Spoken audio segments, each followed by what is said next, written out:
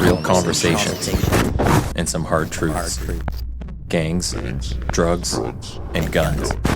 Giving a voice to those willing to sacrifice. We have stories that need to be told. We have lessons that need to be taught. Protect and serve. Welcome to The Quiet Professional. Welcome back, everyone. Nathan Romas with you once again. And today we have Scott Newark on the program.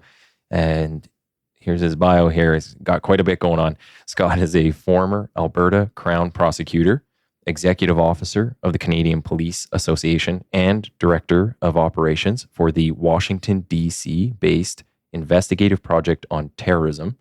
He served as special counsel and vice chair of Ontario's Office for Victims of Crime and as a security policy advisor to both the Ontario and Canadian Ministers of Public Safety. He is a policy analyst and frequent public commentator on matters ranging from criminal justice reform to border security, counterterrorism, critical infrastructure, cybersecurity, and Islamist extremism, just to name a few. He's also served as an adjunct professor in the criminology department at Simon Fraser University, where he provided 2 courses in the former Terrorism Risk and Securities Studies Master's program. So welcome, Scott. Thanks, Nathan. So it's quite the background, and we're going to get into a bunch of it. But can you kind of start us at the beginning and tell us where you're from and how you got to kind of maybe the start of where you are today? Well, it actually goes back. I did my undergraduate degree at Carleton University in Ottawa, which is interesting because it's the only university that has an actual law program. Now, it's not a certified legal studies program. That's a graduate, but I really liked it because it was politics and history and everything else. And as I was going through this, I ended up doing my honors thesis on the reserve system, which was ironic because I ended up as a prosecutor in Alberta, working in the Judicial District of Wetaskiwin, which had the richest reserves in Canada. They used to call it Hobima in those days. I think they call it now Masquich or something like that. Masquiches, yeah. But I decided that, I was interested in maybe I'd pursue going to law school. And so, I applied to a bunch. And as I like to tell people, I ultimately decided on the University of Alberta in Edmonton because of a unique feature of that university. They were the only one that accepted me. So I came out and started law school in the late 70s. And as I've also told people, I didn't really like law school. It was full of people who wanted to become lawyers. And so they had a great program called Student Legal Services. Mm-hmm. And you got to go to court and you could represent people on summary conviction matters. And I went to court and I loved it. I absolutely loved it. And I got, it's interesting, I got an observation from the cases I was involved in. And I actually was involved in several, but one in particular, very, very high profile case. But I got the observation that the entity that had the most impact in being able to deliver quotation mark justice in individual cases, in my view, was the Crown prosecutor. Because in cases where you were dealing with real bad guys, you could go after them real hard. But in other cases, you were looking to see what was the best actual outcome. And I've maintained that view about our justice system, that I think the real genius of our justice system is its ability to deal with this offender, this offense. Mm-hmm. Okay, now, and again, because of some of my background in history, we didn't invent this justice system 2 years ago by the Federal Department of Justice officials. This is centuries old. It's part of our culture. And a key element of our justice system and its ability, to make those kinds of individual case decisions is that the officials operating within the justice system, whether it's police officers, prosecutors, judges, or even, corrections officers, probation officers, they all have discretion. Mm-hmm. And they're expected to use their discretion in an appropriate fashion. And I must tell you that one of the things that I find the most concerning in my, it's been approximately a 40-year career, is an ongoing, I think, degradation of the use of that discretion as our justice system has become increasingly risk-averse. Yes. And I've got a whole lot of examples of that I've had throughout the course of time. But the one in particular that really probably had the most impact was when I was a law student. These people, and this was before the Charter of Rights, by the way. Okay, so just to put it in context, because that changed everything. But we had a couple of people come into our office. There was these two couples, and they were both being brought to court under an obscure section of the criminal code that said that the police could go to the Crown and the Crown could seek an order taking away a person's lawfully owned firearms if they felt that the person having the firearms, it was a potential threat to the safety of either others or even themselves. Mm-hmm. And so that's what happened. I'd never heard of this when these people came in. And so, I look at this sort of thing and I went, this seems kind of strange. Normally in criminal law, you do something that is defined by the law as being not permissible. Yeah. And, the Crown's obliged to prove the specifics of it, and then there can be a consequence. But in this case, there was nothing that they were charged with doing. Mm-hmm. This was essentially a subjective assessment. So I thought, well, this doesn't seem right to me. So I took the case and I went to court and I argued that, this wasn't really, that it was unconstitutional. Now, in those days, what unconstitutional meant was it was actually provincial jurisdiction under property and civil rights and not federal jurisdiction under the criminal law. And lo and behold, I managed to convince the judge that was the case, and he struck down the law. Oh. So, as you can imagine, that got a lot of attention.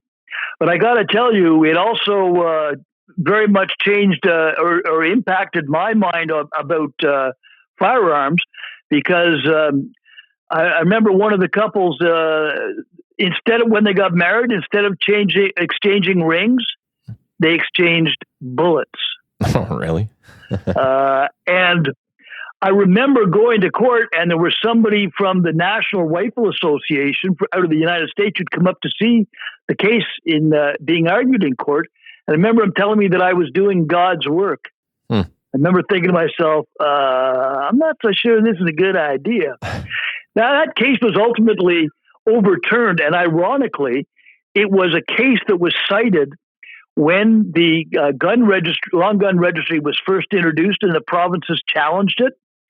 But it was a very interesting insight, and it had an impact on me as well, in the sense of, deciding that and seeing that the ability of the Crown to use the discretion to get the quote justice was a really important feature. Mm-hmm. So I ended up, and I won't bore you with the details, but as it may surprise you, I was an articling student with the Crown in Edmonton, and I sort of pissed off the chief Crown prosecutor, and as a result got banned. And I ended up going to Wetaskiwin. A friend of mine who I'd gone to law school with was down there as a defense counsel, and he said, "Yeah, you should try it." So I did, and I went down, and I was so fortunate, Nathan. I had a boss. It was the chief Crown prosecutor, a guy named Dave Plose. Just a great guy. He became a judge in Red Deer. I think he's retired now. Mm-hmm. But I learned so much from him, and even more importantly, he had my back throughout all of my days as a Crown prosecutor, because I ended up getting involved in some things that caused some controversy, and I started challenging some rules. The most significant thing for me, though, was I built a very, very strong relationship with policing, and mostly with the RCMP. We had, in our judicial district, only the city of Camrose had municipal police. Mm-hmm. And it came about, and again, I won't bore you with all the details, but I went to court one day in Camrose, and as I'm pulling up to the courthouse, I look, and there's all these motorcycles. I go, what the hell is this? And it turns out, I think it was called Operation Breakup.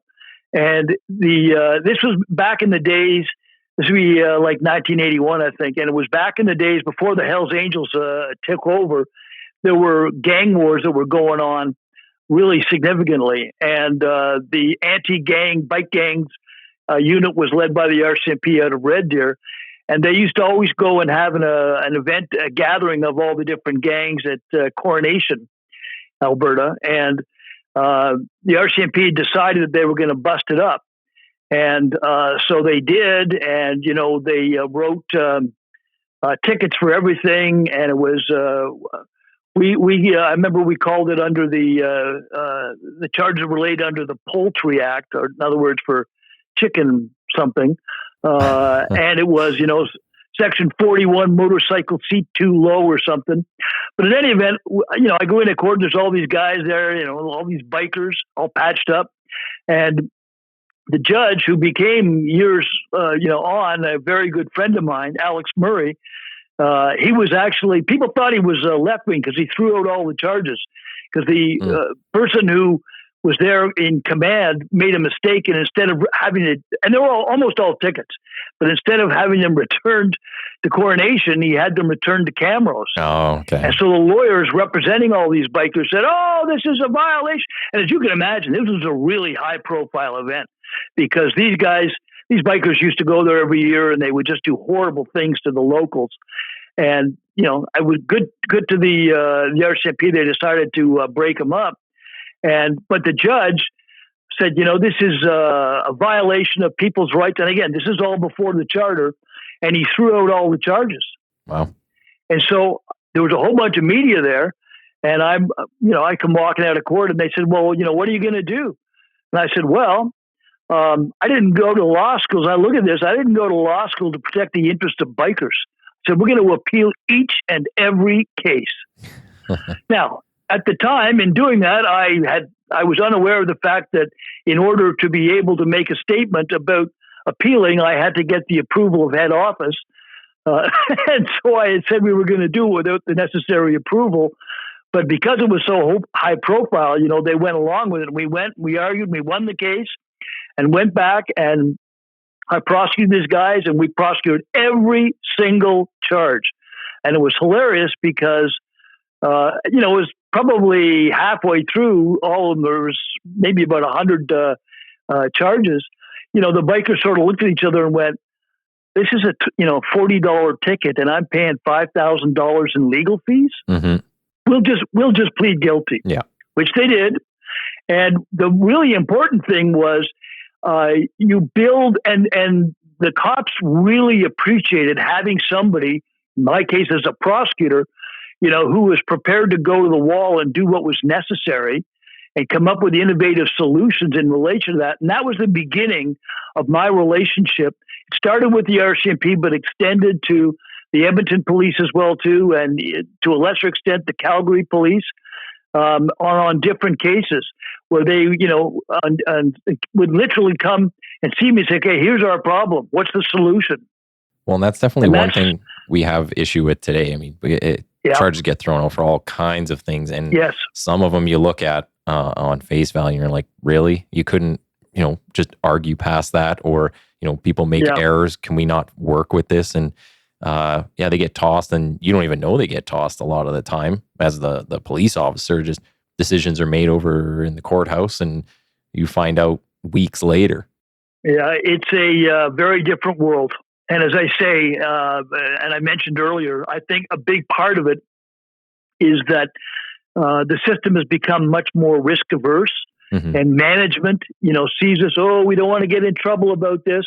Yeah. And I mean, take a look at what's going on here in Ottawa with this Freedom Convoy inquiry. Mm-hmm. Man, is that ever coming out? That sort of culture, which is very different than what I had. But just to continue on, essentially, it was because of that developed relationship that I had with the police that I got information on a guy who was a career criminal, a killer, who was serving a sentence. He got transferred out of Montreal to the Edmonton Max, where he actually set up a relationship with this half-wit warden, and he was able to become in control of the drug trafficking. And then he convinced the warden that he should be given a day pass for his birthday. And he went on, and of course escaped. He was allowed to pick his own escort. Oh, that makes sense. Picked a guy that was smaller than me, and looked kind of frightened when he met me. And he escaped and killed at least 2 people before he was recaptured. Wow. And it was because of our, relationships. I'll never forget the guy that was in charge of the unit, I think they call it the Serious Crime Unit, the RCMP. He was a staff sergeant then, Raymond Rowe. Great guy. Really, really bright guy. And I remember him saying, look, this is something that's serious, and we can't just let this be a story we tell at prosecutor and cop golf tournaments. Mm-hmm. We got to do something to fix it, because it turns out they had somebody who they were working with who was on the same range in the Edmonton Max as this guy, and he saw the whole thing unfold, how the guy manipulated the system. In fact, he was taking a course at Athabasca University, and he wrote his paper on it, and about how this guy had manipulated the system. But the correctional system just covered everything up. And so my friends in the RCMP were able to connect me with this guy, and it also turned out that he was he became the main witness. I don't know if you remember the name Charlie Ng. No. He was the mass killer out of California. Okay. I'll look this up. And he was on the same range too, and this guy had connected with him. He was a pretty nasty character as well, but he got all this. He was very good at getting information from people, and so as a result of that, I was able to get the information about what had actually happened. And as you know, one of the key parts of our system is that if you want to get the right answers, you got to ask the right questions. Mm-hmm. And so I was able to do that, and I got all the information, and I'd had a pretty solid relationship with guys in the media, even though we, theoretically weren't allowed to talk to the media. Mm-hmm. But as I say, I was very lucky because the guy who was the chief crown in my office, Dave Plows, had my back, and the minister, I don't know if he's still a judge. His name was Ken Rostad. He was a lawyer out of Camrose, and he was he had been the Solicitor General, and then he became the Justice Minister. And he approved for me to go and, do a briefing of members of Parliament. And I was able to also make the connection. And this is an important thing because it was the beginning, really, of the collaboration and partnership. I'd gotten to know this couple in Edmonton named Gary and Sharon Rosenfeld. Their son had been one of Clifford Olson's victims. And they had set up this organization called Victims of Violence that were helping crime victims, go through the justice system. And I got, just to remind you, these were back in the days when, victims weren't allowed to speak. They weren't allowed to attend parole hearings, anything like that. They were wonderful, wonderful people. Mm-hmm. And one of the victims of this guy who was the killer, Danielle Gingras, was a young girl in Lethbridge. And they were trying to help them. And so I connected them with them. And, we ended up getting stuff done. I actually helped them get a lawyer and sue Correctional Services of Canada, which they won, for negligence in the way that they handled the case. And that was how it happened. And I went and I got a lot of media coverage and everything else. And after that happened, and it was in the news, Nathan, I got flooded with brown envelopes about other cases from police officers, from even some defense lawyers, even some judges. Just trying to break stories. Yeah. And so as a result of all of that, I was involved in more and more. And then there was the case in Edmonton. It was a career criminal named Albert Folston, mm-hmm. who shot and killed a young Edmonton police officer named Ezio Ferrone Fulton was a career criminal. And again, the system covered everything up. And so I was actually able to, dig in and get and I built up some contacts as well inside the prison systems, but I was able to get the information. This guy was somebody who had 50 previous convictions. He'd been released on parole 7 previous times. Each and every time while he was on parole, he breached his parole, which, by the way, is not a crime. Mm-hmm. He breached his parole by committing a new offense, but the parole board said, oh, what the heck, let's give him an 8th try. And then in the company of another career criminal dirtbag, in a botched armed robbery, they shot and killed this young Edmonton police officer. So I got the details, and by this point, I'd established sort of a network. And again, got permission to go and give evidence before a parliamentary committee, so as to give them the information so they could dig in and get the truth about it. And that's how I got connected with the Edmonton Police Association. I know he's still involved with you guys, a great guy, Tony Simeone. Mm-hmm.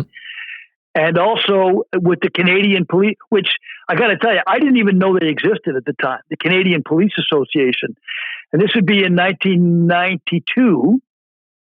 So, no, it would have been earlier than that. It would have been, I think, like about maybe 91 or something. But they were just sort of getting things together, and they had decided, they were led by just a great guy, a staff sergeant named Neil Jessup, that they wanted to get into the policy world because they realized that they needed to make changes. Yeah. And by coincidence, that's exactly what the conclusion that I came to. I loved being a prosecutor, but as I tell people, I got tired of tripping over the mistakes in the parole system in my courtroom, and I realized that the only way to fix things was to change federal laws, and that meant going to Ottawa, which I did. Well, and maybe just to go back a little bit, so all these people are sending you stuff to say, hey, there's, this is going on, or we need you to talk about this or bring light to this. Do you ever get anything on the flip side where, were you getting any threats from people? Yes. Yeah. And in fact, on one of the occasions, I'd actually been told, it was when the lawyers for the victim's family, the Woodward family, were suing. They told me, the guy that I had arranged to be the lawyer had told me they were in pretrial discovery, and he said it was apparent that the people from Correctional Service of Canada were monitoring you. Oh, it was corrections. And they had every interview you ever did. So it was just sort of a wake-up call. And yeah, I did actually have a few cases. Sometimes I had to move my family out. Some guy escaped. It's a long story. I won't go into it. But yeah, I mean, that is, you're quite correct that as you start to take this on, it does attract attention, and not all of it is positive. But I was so fortunate in that the people I worked with throughout my career have been, very supportive. And as I say, including at the Canadian Police Association, they had actually decided that they wanted to make a difference in changing laws. And so it started, we set up what's now known as the Canadian Resource Center for Victims of Crime. It was the first national victims center. And I also, because I immediately got involved, like within days, I was immediately involved in the issues related to the police association. So they named me as well. I think it was the special counsel or something. And about a year later, the guy who was Jimmy Kingston, the guy who was the executive officer of the association, was retiring. And so a bunch of the guys on the board came to me and said, hey, we decided we want you as the next executive officer. And I said, well, I thank you very much, but, I'm not a cop. Mm-hmm. And they said, that's okay. You can think like us. So I did. And I got to tell you, for the next number of years, it was we accomplished an awful lot. And it was targeted in many ways on those highest risk repeat offenders, helping crime victims, including on a bunch of areas where they finally were given a voice in the system itself. And in doing things, and I remember being at a CPA conference one year when somebody was one of the members was saying, like, why are we getting into all this policy stuff? And the guy who our president said because getting our officers home at night is a labor and safety issue. Mm-hmm. And it was absolutely correct.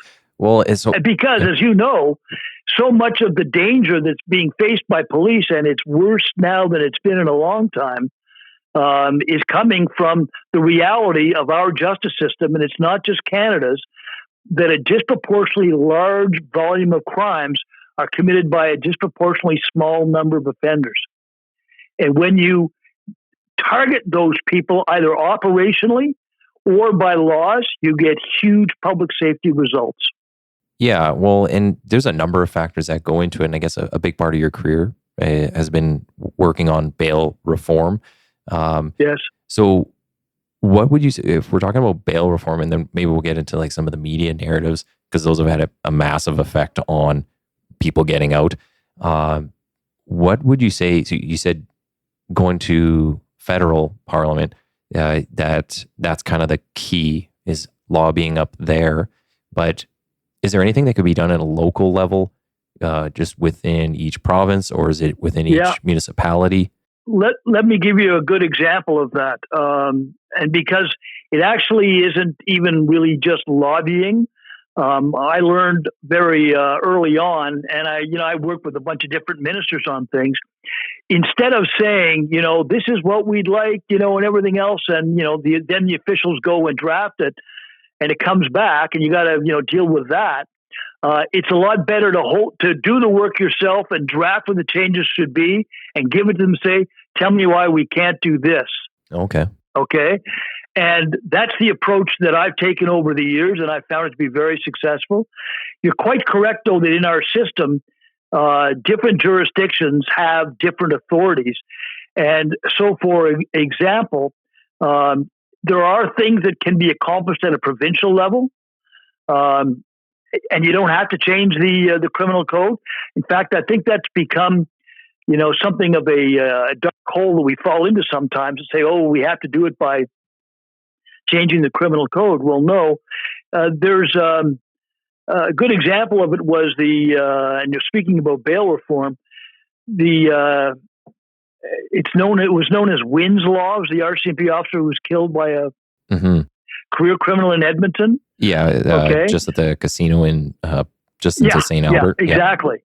Yeah, and I managed to. I think it was I forget who the journalist was that got the actual tape of the bail hearing, and this guy was a career criminal, and he had breaches, and there was no warrants being acted on. In other words, there wasn't the necessary high risk repeat offender unit in place to deal with this, and the guy's record wasn't even placed before the JP that was doing the bail hearing. And that's what Wynn's Law was going to do. And it ran into opposition from the Liberal government, and so they didn't want to do it. But it was a good example of things, because I actually helped he wasn't the premier yet, but Jason Kenney was the guy that I got to know when I was still a prosecutor, and when he was a federal minister as well too. And I came out and did some work for that party in 2018, I guess, on rural crime. And amongst the suggestions I was making on things about the criminal justice system generally was about this, making sure that you maximize the effectiveness at bail hearings. Okay. Yep. And so the law that was proposed, or the change in the law, was to mandate the entry of the criminal record, because it hadn't been done in that case. And the feds had turned it down. They wouldn't do it. I said, well, you know what? Just change the Crown Policy Manual and put it in the manual that prosecutors are required to enter the criminal record into a bail hearing. Because it's easier, like it falls under the provincial jurisdiction at that point. Correct. Yes. Correct. Bottom line, do what works. Yeah. And that was a good example of it that actually did. And there are many other examples that we are seeing. And I'll jump to one other thing that I think is among the most important. I got involved in, when I was at the Police Association, in reviewing the crime statistics that were released. And I got to tell you, and I've been writing about them, and I every year review and report on mostly the police reported crime statistics. I just finished going through them that were released maybe about a month ago. And it's a gold mine of information, but you got to know what to look for. And having been a prosecutor, I knew what information the system actually had. And there are so many things where we have information that is really relevant, okay, about both systemic performance, but also about how the current laws and policies are working. When I say systemic performance, what I was particularly thinking of at the time was about how, for example, judges in different judicial districts were handling bail. Because as I'm sure you're aware, and any of your other listeners, including if there's some defense counsel out there, that there are judges who are known to be more likely to release somebody on bail than others. And, that becomes part of the strategy to try to get your case in front of that person. Well, even the conditions. So one of the things I recommended was let's report the number of crimes committed by people who are on bail and report on it by judicial district, because we do gather that information. We just don't report it. And that actually got put into, I helped the United Conservative Party with their election platform for 2019, and they called it and made a commitment to enacting the Public's Right to Know Act. And it was the number of crimes by judicial district reported, and province, but the number of crimes committed by people who were on bail, probation, conditional sentence, under a reconnaissance, all so that you can get an insight into how the system is actually working. And the other side of it, and this is one of the things about policy that's important in having that operational perspective, because it's the more you have that understanding, the better you can identify what the problems are and then draft solutions to them. And as I put it, and I was told it really pissed off Stephen Harper when I wrote it. It was the first year in 2010 that I actually wrote it. And I said, we don't need to be tough on crime, but we need to be honest about crime so we can be smart about crime. Yes. Yeah. And that is true today, obviously. I would say that you just see that in the media narratives. And a lot of what I'll say certain political types or political parties put out there, they only talk about the statistics that correct meet their narrative, whatever they want you to think. But nobody's looking at the root cause of a lot of problems. And a lot of the bail stuff, like you're saying, it's a small group that commits the large portion of the crime. Yep. But the people that are getting out and the reasons they're being let out, they're going back to their very own communities and reoffending. Of course. But people now are treating the accused like the victim. Yep. The real victim of the crimes are getting left behind. And even those communities, it's like, well, nobody's talking about who calls us the most, who are the most likely victims. Correct. So They only want to tell you the stat about who we arrest. You know what? We saw that. We saw that exactly. What you just described, we saw that exactly. Another area that I got involved in was in dealing with the removal of non-citizens who were convicted of crimes, but we couldn't get them out of the country. And there was a guy, his name was Clinton Gale, once again, a career criminal who was from Jamaica, had been ordered deported, but there was bureaucratic delays. And in all fairness, a lot of times it turns out that it's been their home country doesn't want them back, so they aren't cooperative. But he was released from custody, and I'll get into this a little bit more in a minute, from a frankly broken system, which remains broken, in my opinion, today. And they couldn't get him out, so judge ultimately says, "Oh, okay, I'm going to release you from immigration detention, and you're free on bail and under what's now the Immigration Refugee Protection Act." You're free to be released. And guess what? He went back to his drug dealing career, and he ended up shooting and killing a young Toronto police officer named Todd Bayless. And, that's how we started digging into exactly the issues that you're talking about, and discovered a whole lot of operational things about the, larger border security, but immigration screening and enforcement, which I'm still involved in. And I'll get to that in a second. But in doing the work that we were doing, as you can imagine, we had exactly the same kind of concerns you raised.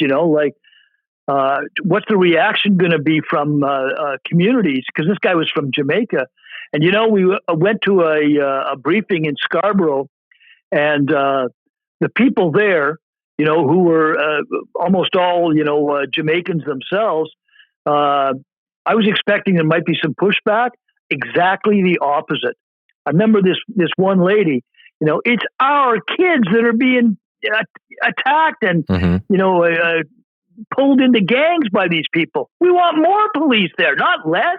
Mm-hmm. It's quite something. It was quite something. And that's actually, we got the truth about what had been going on in these cases. That's how I got actually connected with the, in those days they were called the Customs Excise Union Douane Exis. It's now the Customs and Immigration Union. And I got the information, and I got to know from the frontline officers, who were very candid, and it said that there's cases that are easy to handle and ones that are high risk. And so guess what? The system focuses on the easy cases. Well, so kind of talking about even the resurgence of reoffender crime that you had listed as a point that we could get into.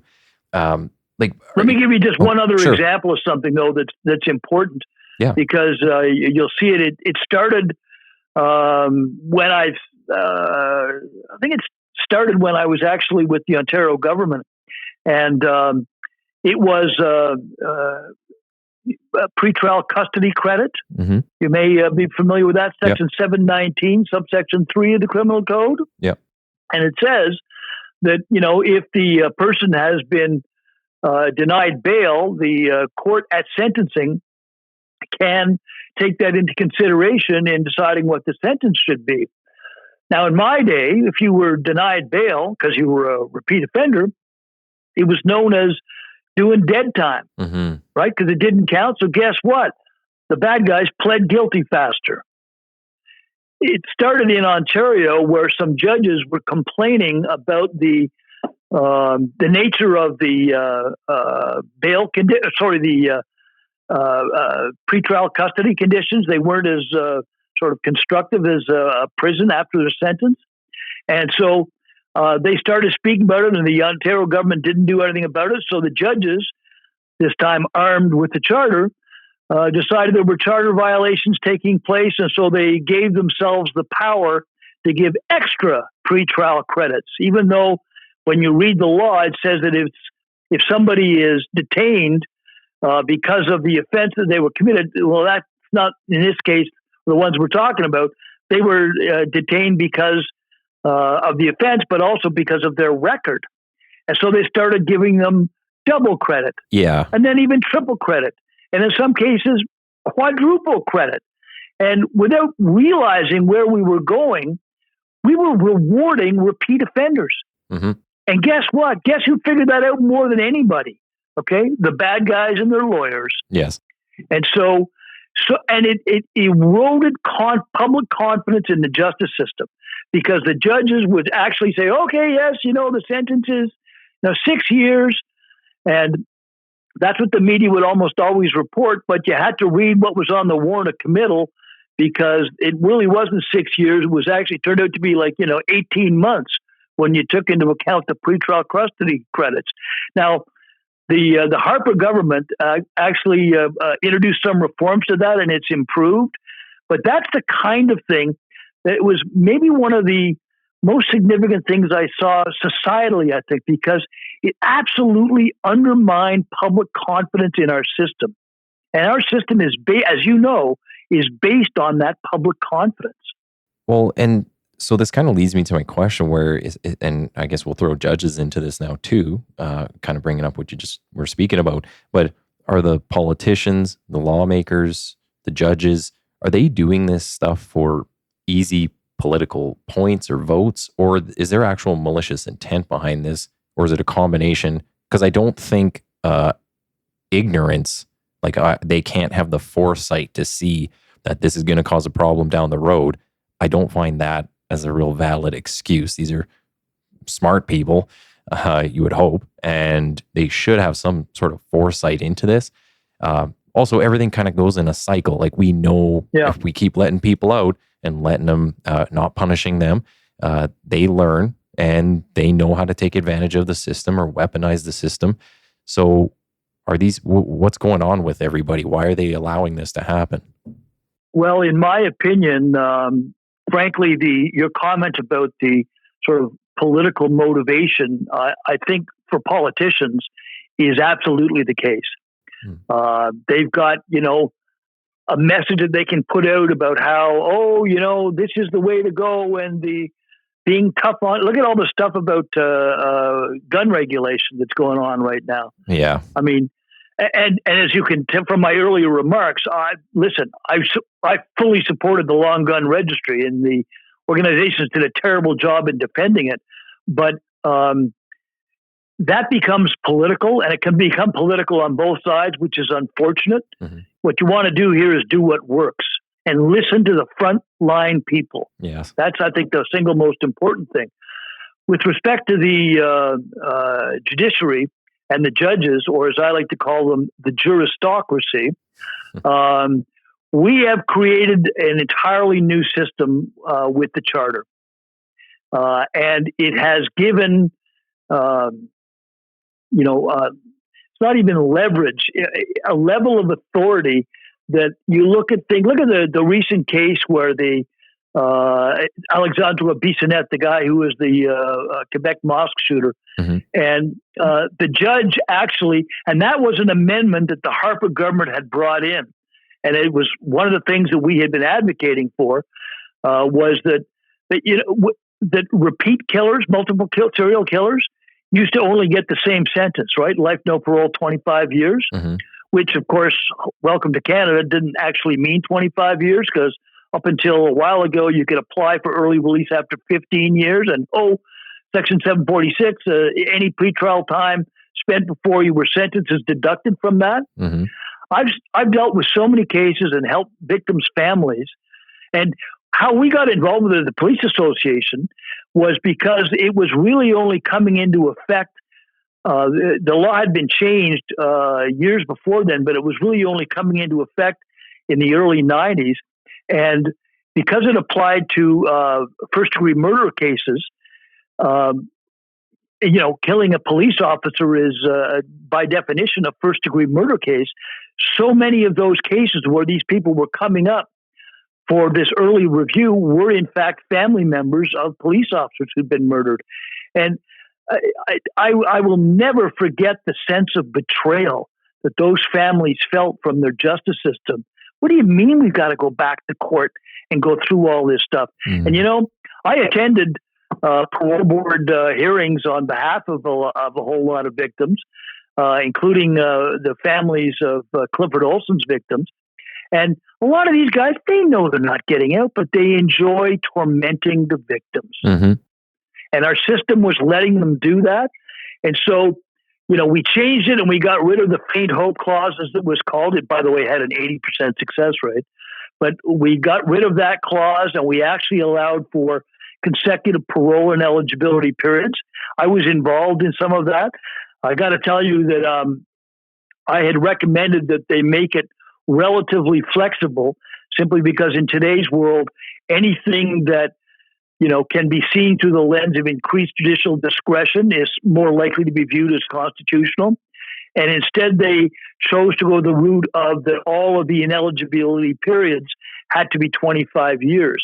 The judge in the Bissonnette case didn't follow that. And he said, in this case, I'm going to make it 40 years. And unfortunately, what was it?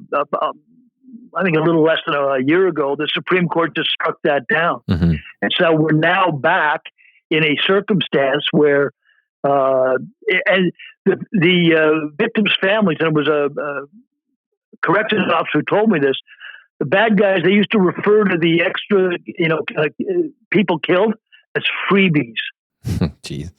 And it makes absolutely no sense when you think about it, especially in a discretion-based system. Mm-hmm. Why wouldn't we give judges the discretion to be able to increase the parole eligibility? And look, if you want to make it that there's a maximum cap on it, 50 years or whatever it is, go ahead and do it. Yeah. But don't just give up. And that is unfortunately what the government has done right now, is they've just given up and they've refused to even take into consideration changing the law. And you know what? The other thing is there's a process. A lot of people don't realize this. Under the Supreme Court Act, it's called a reference. You can take the law and the federal government can send it to the Supreme Court and say, here's the law that we're proposing to pass or the act that we're proposing. Can you tell us if it's constitutional? You don't have to wait the years for it to go through the system. Mm-hmm. We actually use that in the case I was telling you about, the Charlie Ng case, where he was, and I'd been involved in helping with that, and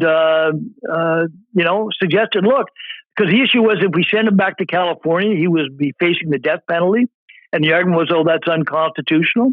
So I said, well, listen, why don't we just refer that question to the Supreme Court and save ourselves years? And it did, and it worked, and they said you can send them back, and we did. So there are tools that are available on the issues that you're raising. Mm-hmm. But I think probably the single most important thing I would say that I've learned over the years is the importance of listening to, as I say, the frontline operational people who have those kinds of insights into how the system works and how it doesn't work. Also including crime victims so that you understand what it is that they're going through and making sure that there's some equity and fairness and balance in all of this. And that was one thing that we were actually able to do when I was at the police association, is that we pulled together, frankly, the crime victim groups and the police associations so that they would work together as partners on some of these reforms. Well, and it worked. Yeah. And just having some creativity maybe and looking for other paths, if something doesn't work one way, talk to some people, find another way to make it work. There was when we were doing a review, when I went to the Ontario government, I'd gotten to know Mike Harris, and I'd helped them, and they had actually, this would be 1994, I met with a whole bunch of them, and we were promoting changes to the justice system, and I convinced them that as a provincial party, they could take that as a cause and champion it. And it's funny because I remember one of the ministers, this was at an event, and one of the ministers was there, said, well, it's interesting, but, these are almost all federal issues, and we're a provincial party. Why should we do this? I said, well, if you look in the news, all the top stories are about crime. Mm-hmm. Okay, and citizens and voters don't give a damn about which level of government is. They want to know, do you understand about this? And if you're speaking up as an advocate for change, that's something that's you're going to be rewarded for. And it was a young staffer, ironic world, who years later ultimately became one of Stephen Harper's chief of staff. And he actually looked and he smiled and he said, you know what? Good policy makes good politics. Mm-hmm. And that's another lesson that I've learned over the years as well, too. And we were able to actually get stuff done. And it was, they got elected in 95. And I kept in touch with them on some things. And Mike asked me, could you come and help us with some of this? Because we don't, we've made all of these commitments, but we don't really know how to actually get it done.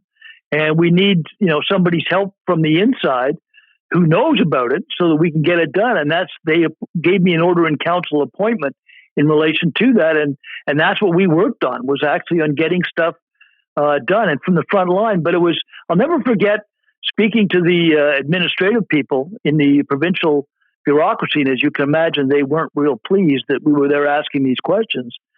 And it was in Ontario, it was called the Victim Witness Assistance Program, or VWAP. And I'm speaking with these people, and they're explaining. There's this, yes, we're here to help the Crown deal with victims. Mm-hmm. And I said, well, okay, do you think maybe you should be here to help victims deal with the Crown? Yeah. Wouldn't that be better? And we were able to make some changes. But talking, one of the ones, parts of this that I've seen over the years that's really important too is it isn't all just about law or policy even or something like that, because making sure that the funding allocations are made to be able to do the right things is incredibly important. Mm-hmm. And I saw that. I've been involved with several, both public safety and national security technologies after 9/11. Because of the work that I'd done, I was appointed as the special security advisor for the government after 9/11. Sorry, government of Ontario after 9/11. And I got involved in dealing with its automated analytical radar surveillance on the border. And trust me, that's what we need in relation to gun smuggling coming from the United States, because that's where almost all of the guns are coming from. And is this over the Great Lakes you're talking? Yes. Yeah. And the St. Lawrence River. Yes. Yeah. And you know what? When we do a better job at the ports of entry, which we are doing, okay, the bad guys don't go away. They just move to another location. Mm-hmm. And so it's between the ports of entry. And here's another thing that I've worked on over the years unsuccessfully. You're familiar with the Canada-U.S. cross-border agreement called the Shipwriter Program? Yeah, it's in the Great Lakes. They got like a Mountie. It was a ATF or somebody all together. Essentially, it's the U.S. Coast Guard is the lead, and the RCMP are the lead in Canada, mm-hmm. and it's got all the American law enforcement agencies, local, state, everything else. And in Canada, it's the RCMP and local police. And by remarkable coincidence, we don't use the same language to discuss who's eligible. And as a result of that, who's not part of the cross-border law enforcement program? I'm going to guess CBS. The Canada Border Services Agency. Duh. Yeah. Okay. They need the resources to be able to do it. They have become a very sophisticated law enforcement organization. And it's just a good example. And we are actually using the radar technology I'm talking about comes from a little company in the Niagara Peninsula called Accipita Radar that has just grown phenomenally. They work all over the world, in Canada, the U.S. as well, too. They're actually deployed on the Shipwriter ships, so it's a good thing. But, another technology that I discovered while we were making some changes in relation to high-risk offenders and changing the statutory release and on preventive reconnaissance and everything, about that was the effectiveness of electronic monitoring in dealing. And you've been talking about bail, and that's just a perfect example of it, because the technology has become really, really sophisticated, including in, frankly, the company I got to know and assist is based out of Red Deer.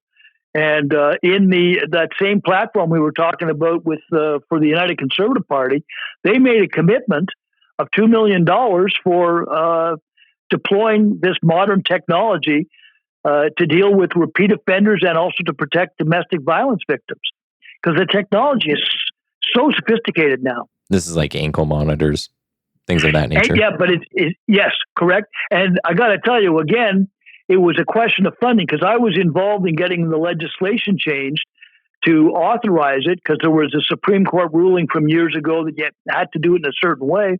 And we got all that done. But the one thing that we didn't do, and that I had failed to realize, was to make sure that there was funding for it. Because if it's a tool that's available, for example, to the Crown, if they're saying, well, we want to have this guy on electronic monitoring and we're going to release him. If you don't have a program in operation where it's available or you got funding for it, you're not going to ask the court to order it, because no one's going to pay for it. Mm-hmm.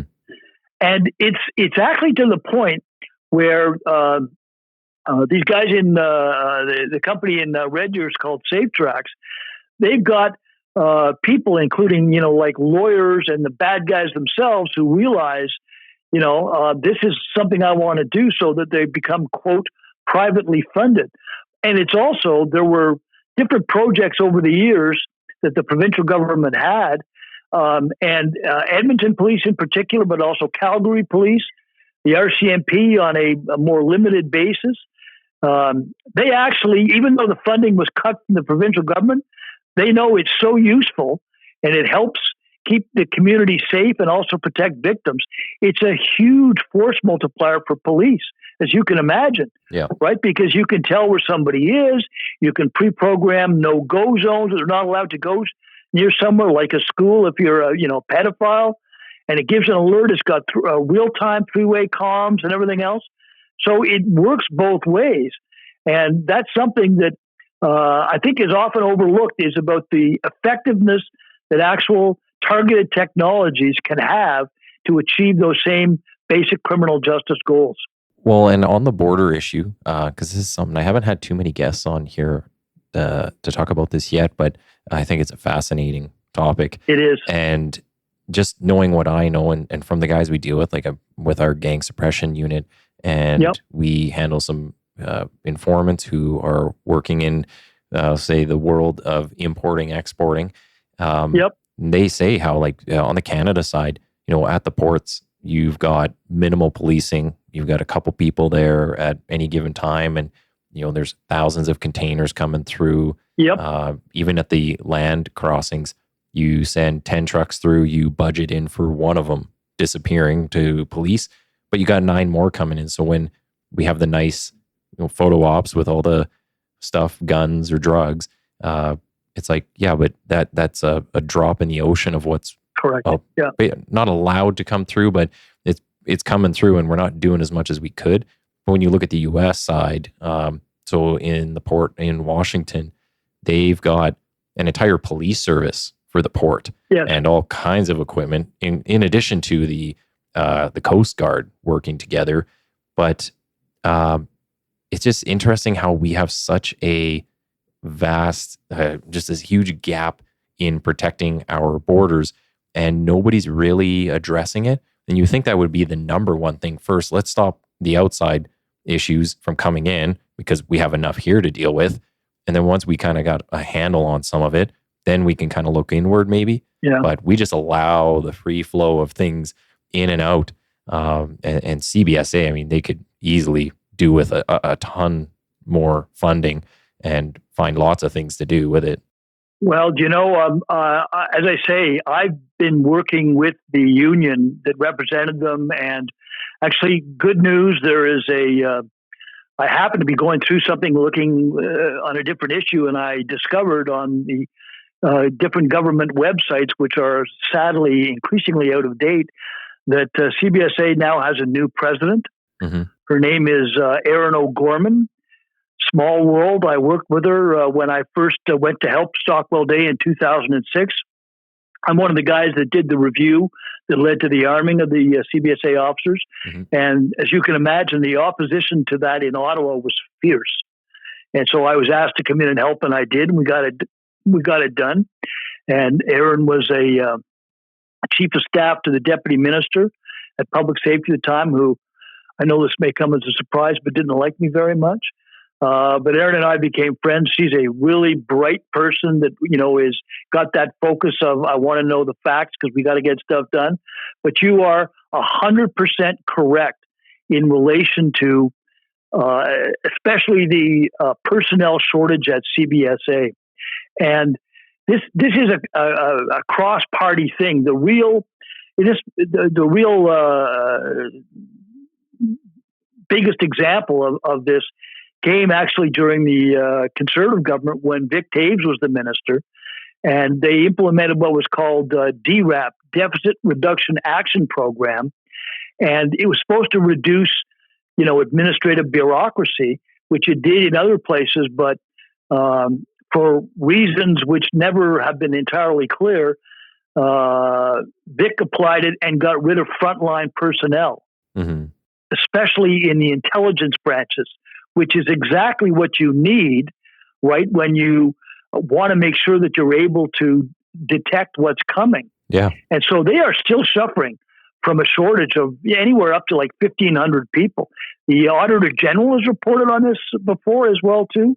And it's a situation that needs to be addressed because as I think it was actually Julian Fantino, who's an old friend of mine, used to be the chief in Toronto, once said at an event I was at, what gets through the border illegally ends up on the streets in our communities. Yep. Absolutely correct. So, and I know we're kind of getting short on time here, so yes. I wouldn't keep you forever. There's so many things we could talk about. Just real quickly, because maybe we'll touch on this since we kind of discussed it just before recording, but and it's a future topic that I'm going to have some people on about, but the foreign influence of China, speaking about border issues. Right.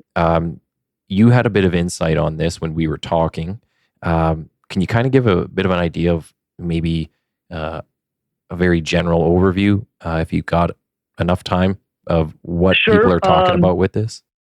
Very quickly, I was at the Canadian Police Association. This would have been probably like 1994. And I got a phone call from a Liberal MP cabinet minister who was an old friend of mine. His name was David Kilgore. He was a prosecutor in Alberta as well. And he said, I've got these guys that I've met and they're in my office.